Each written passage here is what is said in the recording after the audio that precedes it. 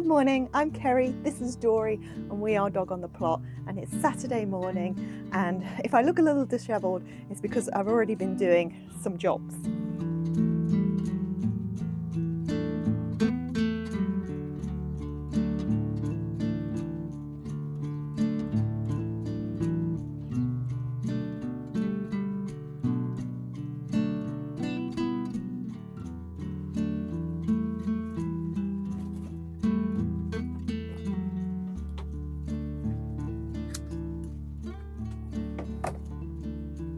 You know when you're just standing here and you just see the most massive sucker on your tomatoes? Go on, out you go.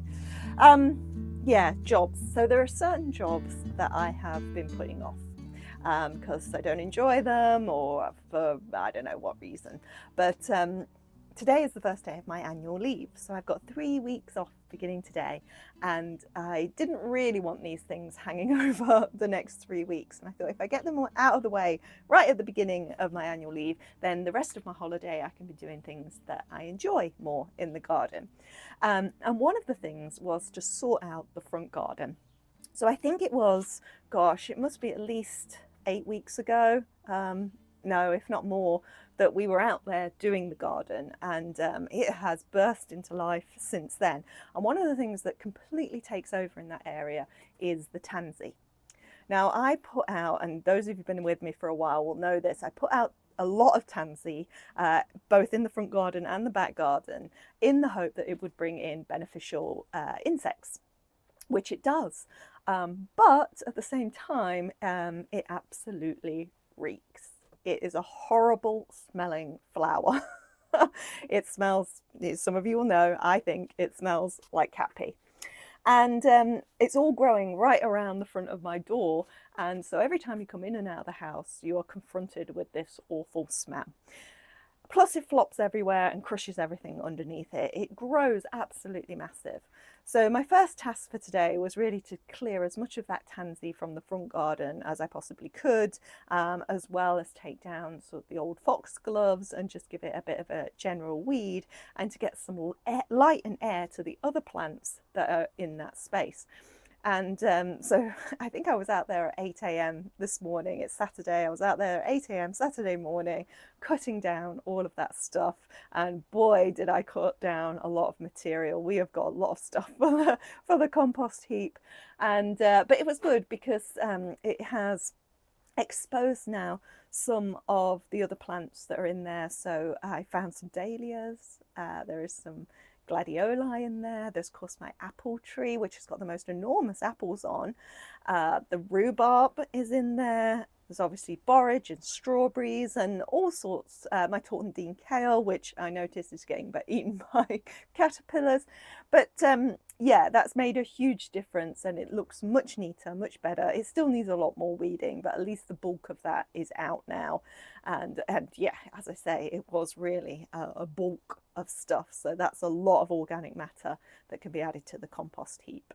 So that's one of the jobs that I really wanted to get done. The other one is strimming the plot. Now we have had some nice hot days the last couple of weeks, and when it hasn't been hot, it's been raining. So there's never seemed to be, I say this is an excuse, it has never seemed to be the right time to strim the plot. Now this morning, as you can see, is a little bit duller, and it has been dry. So I think now is the ideal time to go down to the plot and do the strimming. I don't want to do it. I really don't want to do it. But as always, having you offers me a little bit of, what's the word? Accountability. I can never remember that word. A little bit of accountability. So I'm saying it, telling you I'm going to do it. It's going to make me get down there and do it. So now let's do a fun thing before we do that though, because I've been standing here noticing that I do actually have ripe tomatoes that we can try together. Now, there have been some ripe tomatoes earlier in the week, and I promised that we would pick the first ripe tomatoes together. So I did film it, and the first ripe tomatoes have been honeycomb. I have to say, slightly underwhelmed. So the reason that I was growing honeycomb was to compare it with sun gold.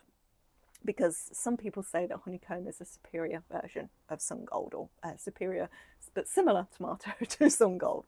Now, I don't know that I'm going to be able to make that comparison, because my sun gold, which is here, they don't look like sun gold.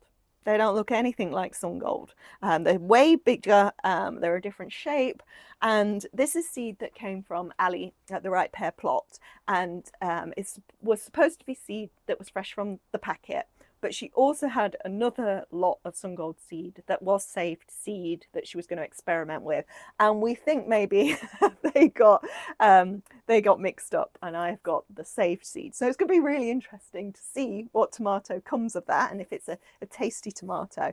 But I don't think I'm going to be able to do my comparison between sun gold and honeycomb.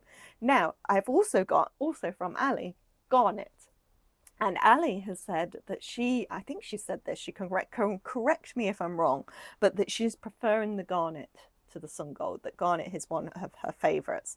So I'm going to pick a sun gold, no, I haven't got sun gold. I'm going to pick a honeycomb, I'm going to pick a garnet and do a little taste test. Right, here we go. Now, does that look, maybe it's not, oh, I was going to say maybe it's not quite right, but it's come off. There we go. So that is the honeycomb. Now this is the garnet plant. And if we come down, there we go. We've got a couple of garnet. Oh, will it? Now that's not coming off as easily. Oh, there we go. But it does look pretty red. I think this could probably go redder. Ali can tell me if I've picked that too early. Right, I have to be entirely honest. Yeah, I'm impatient. Both of these could probably stay on the plant a little bit longer. But I did, I picked some blueberry, not blueberries, tomato blueberry from the plot, which was definitely ready. And I'd left them in here because I was going to pick the sun gold and do the taste test. And then it got to night time, so I went to take them inside, but I dropped the bowl and then I couldn't find the tomatoes. Couldn't find them anywhere. So we couldn't do the taste test. Plus, I have noticed that the foxes are deciding that my greenhouse is a lovely place to sleep at night. So when I came out fairly early, I think it was 5:30 one morning this week, I just wandered in, opened the greenhouse. There's a fox just sitting in the greenhouse. So here we go then. This is honeycomb.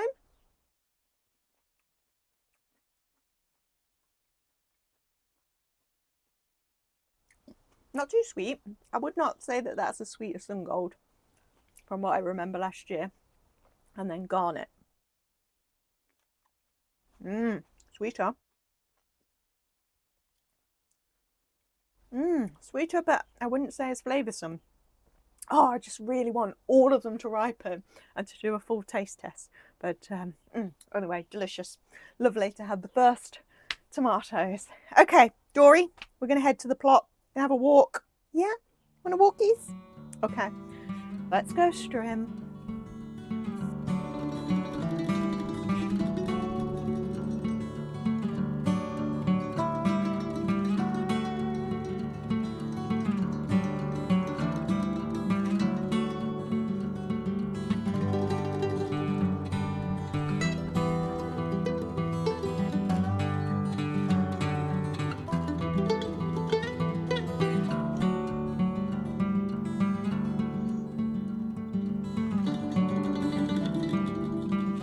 Before I get started, if you just noticed me frowning, sorry I don't have the gimbal with me if I'm a bit shaky, it's because as I was walking onto the plot, I'm confronted with this. So, I don't know how well the camera picks this up, but all the cardboard and rabbit bedding has been kicked up. You can see it there, look. I hope my squash are okay, since they're just about starting to grow. But yeah, I suspect foxes. Foxes in the home garden, foxes on the plot. Right, so I'm just going to quickly check these squash are all right, and then we can get on with the strimming.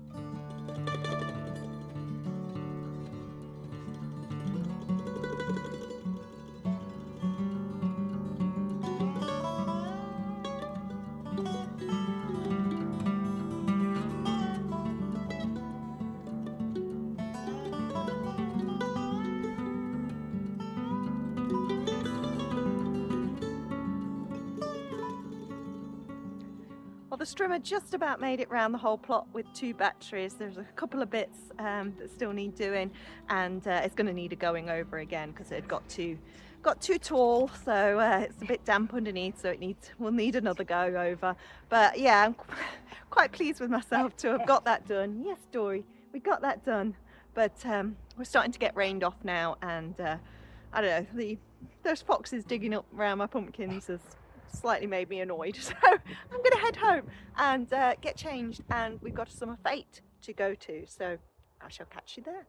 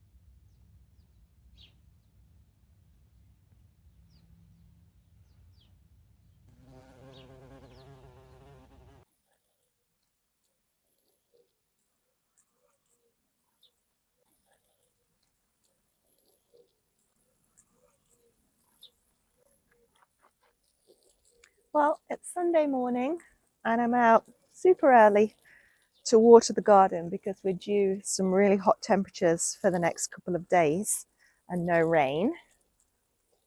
So I've got quite a few new plantings and seedlings from direct sown seed in these beds. So they're going to need some water ahead of this hot weather. Now, just as strimming isn't the most exciting thing to watch me do, neither is watering particularly. So I thought we'd take this opportunity to perhaps do some updates on what's going on in these beds.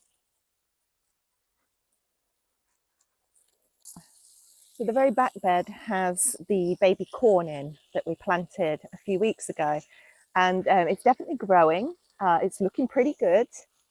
And whether we get some corn from these by the end of the season, I think will be very dependent on what kind of autumn we have. But so far, looking very healthy and have obviously settled in. And one of the other things in this bed are these cucumbers. Now these are gherkin cucumbers. They're called goblin, and there's actually some little cucumbers on them. They've only been in here, gosh, a week or two, and they definitely like this bed. These are doing far better than the one that I planted out a lot earlier, which got very much munched by slugs, but it's still trying to put out little cucumbers. But yeah, these seem happy in this bed. The packet says they like to flop and go over things, so they're not ones that you stake, but we'll see. Now, in between these, they're a bit floppy now, are the lettuces that got completely munched. But I've had them covered because I had these in the little bell cloches, and they've recovered. But I took the cloches and the other covers off this bed yesterday, and already the birds have been at them.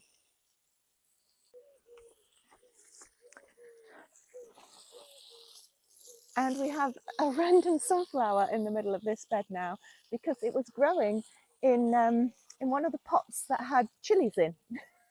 So we got the chili plant and then the sunflowers coming out of the side of it. So I took it out because I didn't think it probably wanted to flower in a small pot with a chili. And I popped it here in the middle of the bed. I had to stake it because it was a little bit floppy going in. But there is a flower head on the top.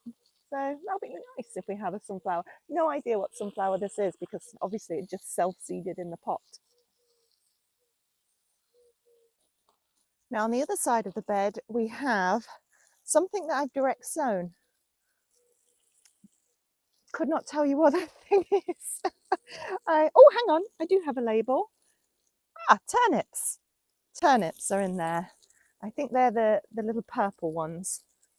Okay, that's good then. Some of my leek flowers are flopping over now. And then we've got the perennial Welsh onions. They seem to have settled in okay.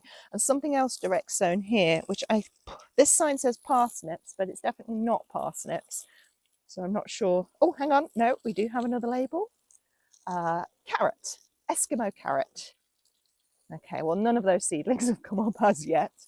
And then I did put dwarf beans in this area as well. None of those have come up yet. So, I don't have too much faith in those.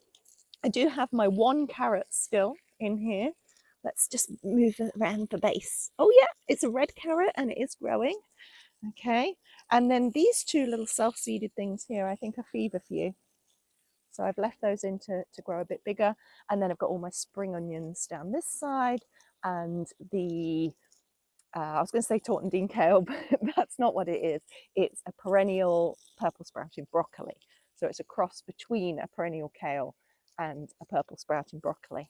So I'm very excited to see what that will produce early next year.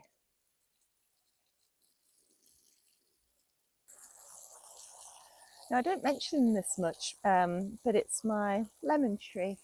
And I had 2 lemons off of it last year. And it was getting very root bound in its pot. It was definitely too big for its pot. I probably hadn't watered it enough. It was a little bit unhappy, but the colour seems to have returned to the leaves, so they're less yellowy than they were, and there are new leaves forming at the ends of the stems, but no fruits. Dorie! Sorry. But no fruits this year, or not yet anyway.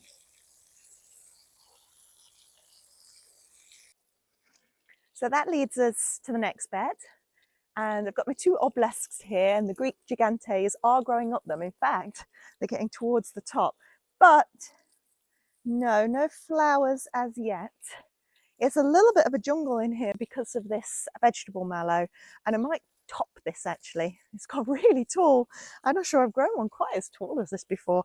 So I might top that. And yeah, actually there's another one growing in here. They just self-seed all over this bed, these mallow. So I shall never have to plant mallow seed again. So next to the beans, we've got the Cape gooseberries. I did stake these after we'd had some high winds, but they've got to be really big plants now. I'm really pleased with these. This is the first year I've had success growing them. I say success, I've not actually harvested any yet. There are plenty of flowers, lots of lanterns, but nothing ripe just yet. But I am confident we will get ripe Cape gooseberries this year. There's some amaranth in between there, struggling perhaps now that these have got so big and are blocking out the light. And then in front of those, we've got some beetroot, and this is the Chioggia beetroot. And like with the lettuces, the birds, the sparrows in particular, have been at the foliage of these, but the roots are forming, so I think they're going to be okay. And next to the beetroot, if I just take off the covering, we've got the badger flame beetroot and the garlics, and they seem fine. Garlics haven't put on a lot of growth just yet, but it might be like regular leeks. You know, you put them in the ground and you wait absolutely ages where they look like blades of grass, and then suddenly they thicken up. I've got the badger flame under these cages, and with the netting on top, this is just potato sack or onion sack netting. Actually, I think it might have had firewood in from when we were at an Airbnb at some point, but they work quite well. Keep the birds off. And then next to those, we have the oca. And I mean, I'm just so pleased with the oca in this bed and in the bed further along. It's doing superbly. Now, these 2 plants, you can't really tell, but there are 3 plants here. These 2 were overwintered in the ground by accident. Clearly hadn't harvested all of the tubers. So I'm really interested to see how they produce in comparison to the ones in the bed further along, which were planted out in the spring. And then I do have one plant down this side, which was one of the saved tubers, but was absolutely tiny, really, really tiny. And yet it has produced loads of foliage. So yeah, doesn't matter how tiny the tuber is, lots could come from it. Well, I'm hopeful anyway. Hopeful that it's not all just foliage.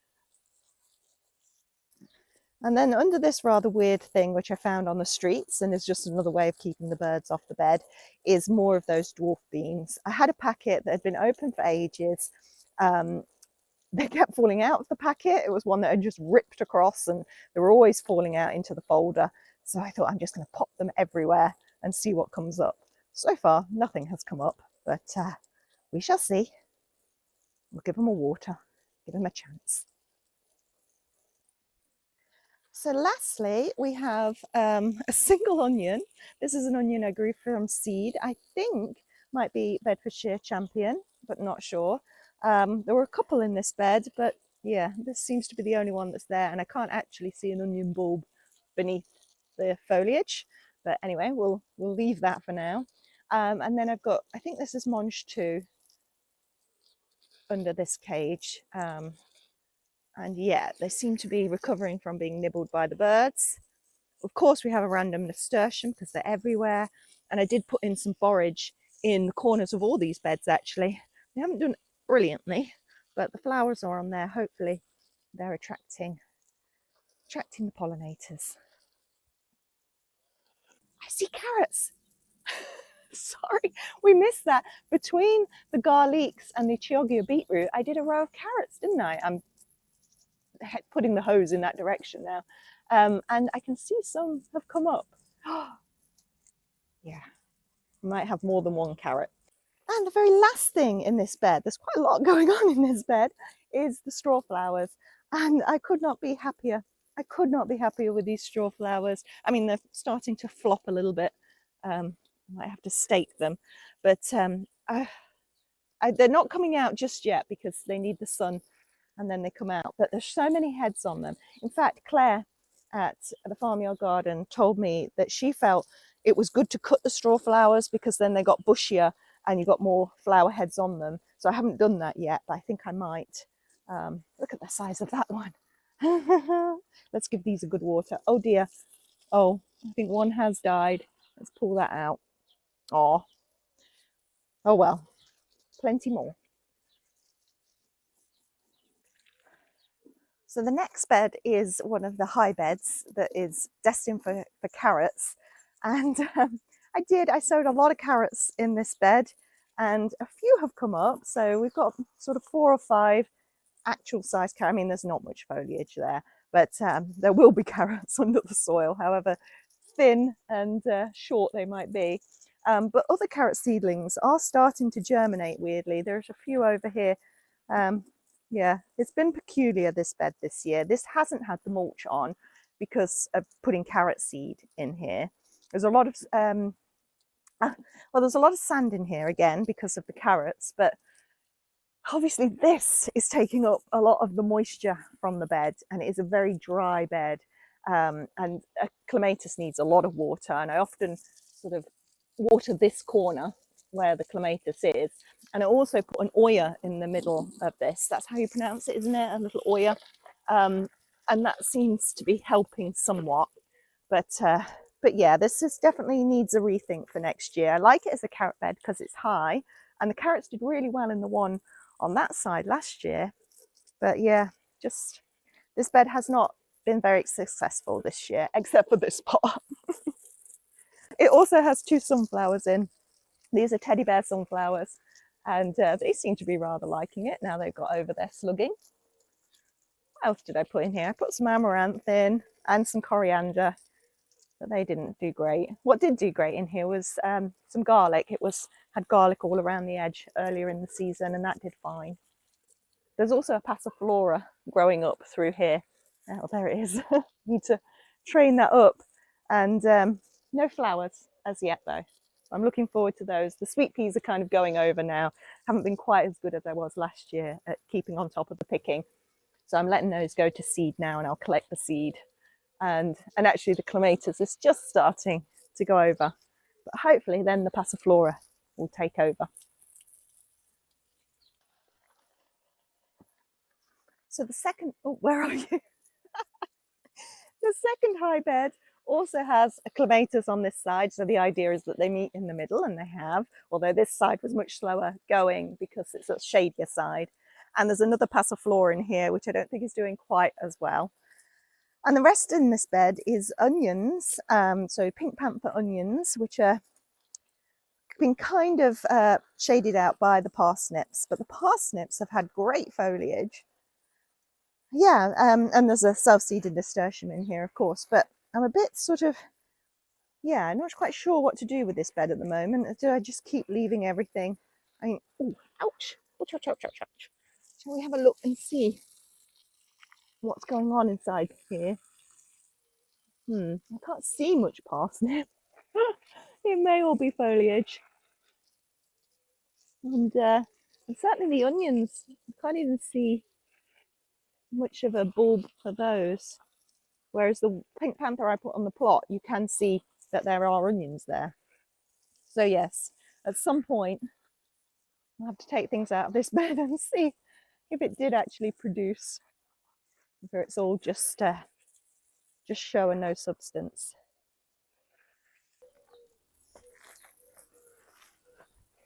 Right, we have 4 beds left then. I'll go through these quite quickly. This bed has the tender stem broccoli in, and that's been doing great. I've been cropping from that pretty regularly, and the strawberries that are on the other side, although they're looking a little bit ropey at the moment, I've had some really nice strawberries off them. I think last time we tried one together and I said they were a bit mealy and dry, but I think they just need more watering. I don't water an awful lot. Water is a really important resource and one we shouldn't be wasting, and I'm very aware that using a hose isn't brilliant, but I try and balance it. So I don't have many baths in the summer, stick to the shower in the summer, and save my water for the garden. And of course the water here, not so much with this rose, but with the broccoli and with the other vegetables, the water is being converted into the food that you eat. So in that sense, it's not wasting water. But yeah, I tend to water as little as I can get away with, but in part because of that, because of it being an important resource, but also because it's not the most enjoyable task. I mean, this video has turned into a series of least enjoyable garden tasks, which I'm not sure is going to be a great title for the video, but nevertheless, there we go.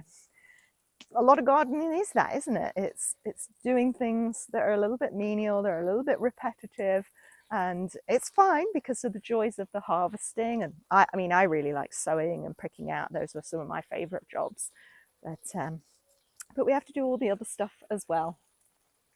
So on this side, I've got more beetroot. These are chiria as well, actually.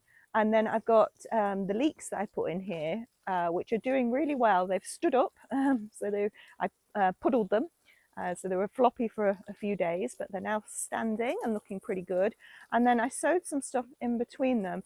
And although, actually, I was just going to say it would be like the ones in the bed before where I think I haven't put a label in, but then I have. And one of them has definitely got a label in. So I'm not sure about that row, unless they're the same thing. They might be the same thing.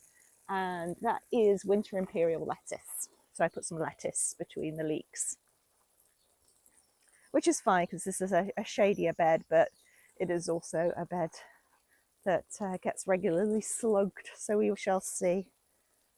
I have a feeling winter imperial is the one that did really well in the greenhouse last year, you know, over winter. Oh, and I suppose I've got my apple tree just there and my cherry tree as well.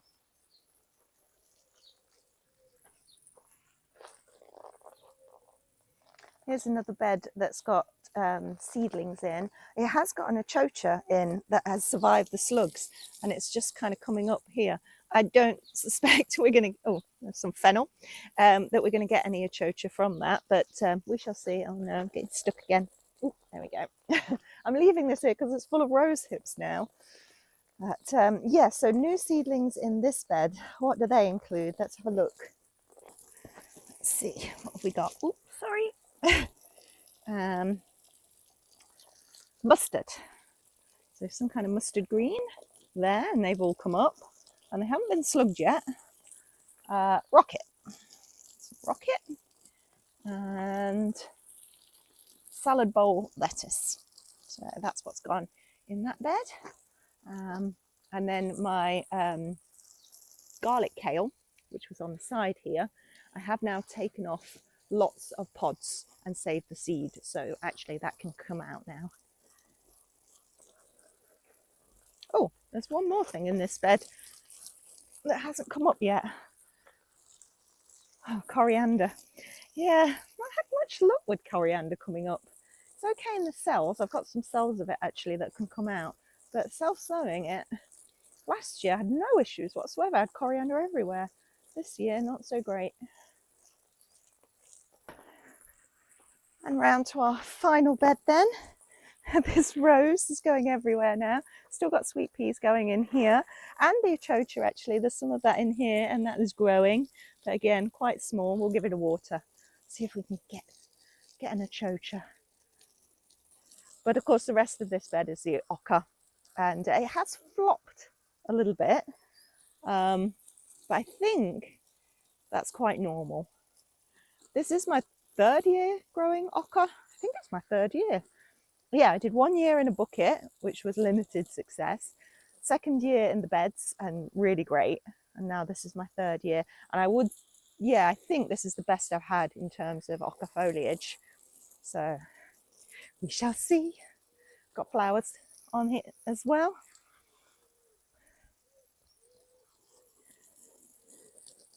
And then while I'm doing this, just behind me, there are the blueberry bushes, and they are all in tubs and doing really well in them. They got all repotted this year with ericaceous soil, and they seem to be enjoying life and producing really quite well. I get a handful of blueberries most mornings.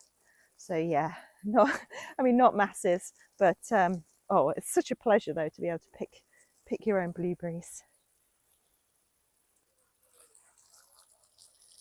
So I'm just going to finish up my watering now at the front of the garden where the flowers are, and then I'm going to get changed because we're off out today to a farm sanctuary.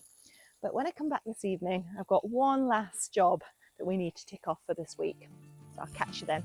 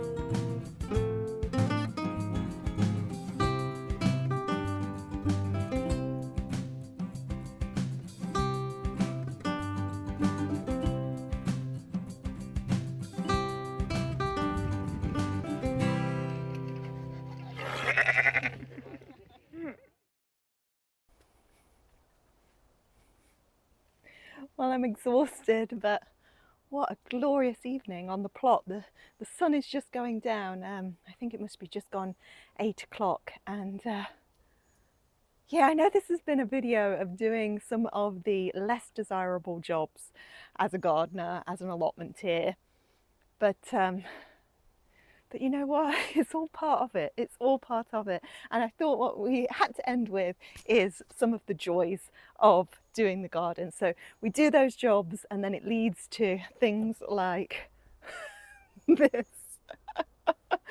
So is my courgette glut finally coming? I've never had one before, but yeah, 2 more Zephyr courgettes, and I spied something in the greenhouse that I'm really excited to share with you. Another couple of things that I want to do is I want to take up the rest of the potatoes, so because I've still got first earlies in one of the beds, and my second early Charlotte potatoes are still in as well, and really they can be lifted now, and then I can spread out that wood chip that they've been growing in to suppress the weeds in the rest of the beds. So that's my last little job of the weekend. And one sec. Just pop my courgettes down and perhaps change the lighting slightly. One sec. There we go, that's better. I think you're supposed to have the light behind the camera, aren't you?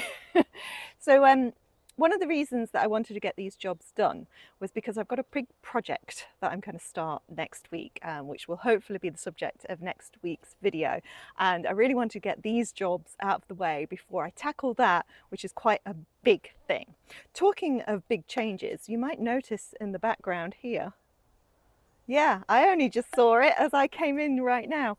Mark has bought himself a polytunnel. So that's going to be interesting as that goes up. And I think he's ordering a whole load of compost as well. So lots happening on that plot. Hi!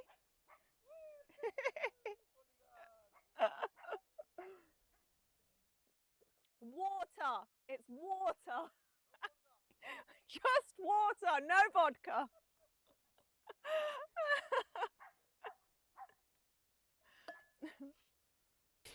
Anyway, that will be next week. And the other thing I wanted to say in this episode was that I have discovered a new channel, new to me. It's called 18 and Cloudy. And I think if you like my kind of content, you would really enjoy it, because it's kind of the stuff I do, but it's also really gentle and slow and quiet and calm and gentle. All the things that I aspire to be and fail at every week. So if you're kind of like, oh, I'd like a less manic version of Kerry, that's a really good channel to go and have a look. And I've been binging it. I've really been enjoying it. So before we just go harvest the potatoes, I thought we'd just have a really quick, don't worry, really quick whip around the plot and show you some of the things that are doing well, you know, and that over this last couple of weeks have either recovered or started growing, and are actually, you know, it feels like all the hard work is starting to pay off a little bit.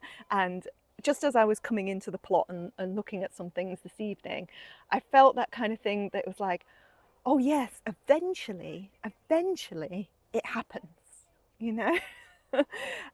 It has sort of felt this season like it was never going to happen, but I think we have just, and you know, I may be talking too soon, I'm jinxing myself, but it feels like a turning point. It feels like we've just slipped over into that period of growth and abundance. So let's just have a quick look at what's growing and then we'll do the potatoes. No beans have resurrected themselves, I'm afraid, but these pumpkins, despite the foxes having a little go, are starting to, there we go, produce little fruits. So hopefully the flowers get pollinated and I may give them a little helping hand. But of the 15 in here, we have 6 left, plus some very tiny achikikuri that I had left over and have put in. But of course, the slugs went straight for them. But we do have these 6 and the ones growing up the arches. So this is the tromboncino, and very exciting, there's a tromboncino. In fact, there's a few just coming. Yay!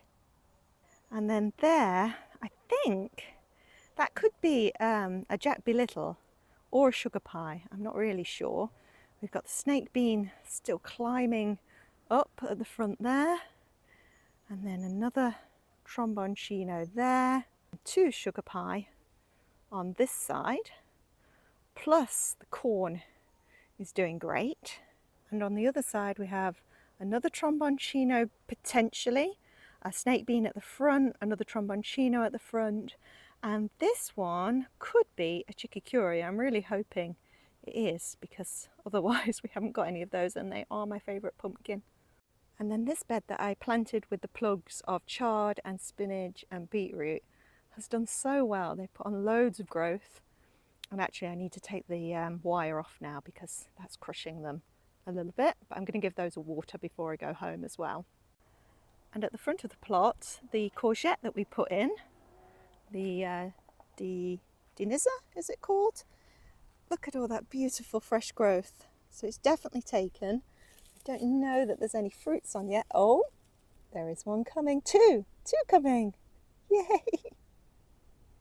Also, if I can grow anything, I can grow tree spinach. And I think I've got another courgette I can probably harvest there as well. But I was heading over here to show you the tomatoes. So these crushed heart, I'm pretty sure these are crushed heart, even though they look very elongated.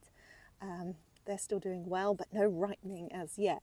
But, peek in there, there's a Barry's Crazy Cherry almost ready. And the other thing that really pleased me coming in this evening is the patty pans that I uncovered from their bags the other day, from their little protective net bags. They're still here. They haven't been slugged. And they might be super, super tiny, but we could get a patty pan. Oh, we could get a patty pan. And I was also pretty pleased to see that my brassicas are still here and the cabbage whites haven't got them. I do need to take some more of these bags off of these, but I still need to make my brassica cage for the other side of this bed. So that's another job for next week. Right, one last thing to show you in the greenhouse. So, some blushing going on, but over here, right in the corner, look at this. Oh. That is my first STRIM. So let's see if it'll come off. Oh no. Oh, okay. I'll leave it a little bit longer then. Let's not be impatient with that one. It's about half the size of the ones in the home greenhouse, but nevertheless. Oh, look at the size of that one above it though. Wow. I can't wait for these. Right, so these are the last of my first earlies, and I've actually got one that's regrowing. So yeah, these probably should have been out a little while ago. Let's try and get that tromboncino to climb up there a little bit. There you go, tuck you in. Right, so I'm just going to dig in really and see what we've got. These haven't been hugely impressive, and I do actually still have 3 buckets of first early in the home garden, but I think my intention is to just keep those in the buckets now and perhaps keep them till the winter. See if they'll stay fresh in the buckets, and then I can have those first earlies over winter. But these ones are going to come up, and then I'm going to push the wood chip over to the side of the fence to keep this bed mulched. Right, Red Duke of York.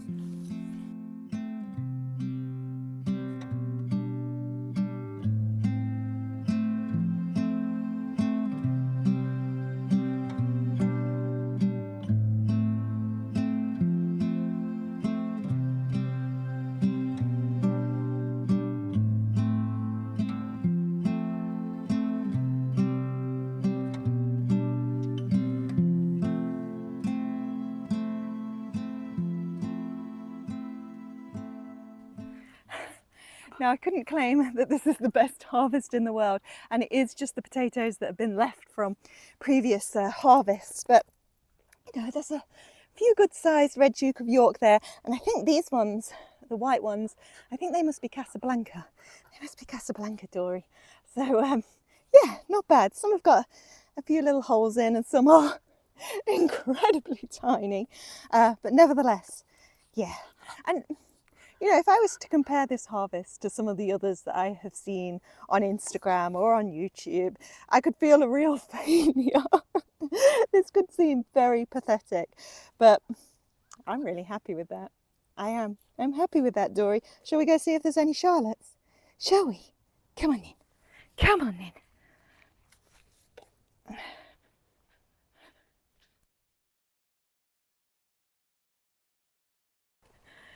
So this is the bed of Charlottes, and I have harvested one or two that the fox had turfed out, but everything else should be under here. The foliage has died back. I had a feeling this bed I have a feeling this bed will be better because it did have a lot more foliage. Those plants never got any foliage. They were just slugged constantly, whereas these actually did grow some foliage. So let's get rid of the weeds, and I can already see a potato. Yes! And there's a whole load under there. Okay, let's do this. Oh my goodness, oh no, slugged. Oh, that one's okay. Oh wow, yes.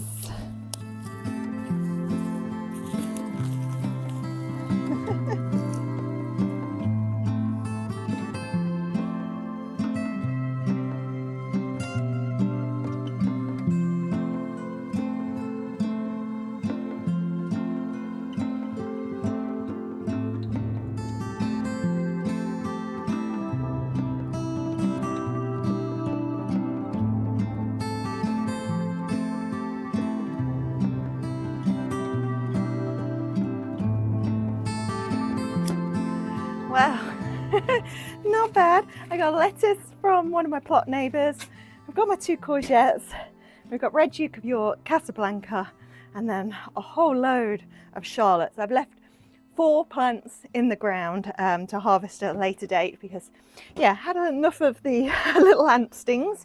Now some of these are damaged, so I'll have to go through and see which ones can be stored. Look, that's got a big hole in there, but some look pretty pristine, so you can come off, slug. Yeah, and some good size ones as well. Anyway, I'm really pleased to finish on a high note, and as the moon rises behind me, I think it's probably time to go home. So I shall collect my harvest, and I'll see you next week.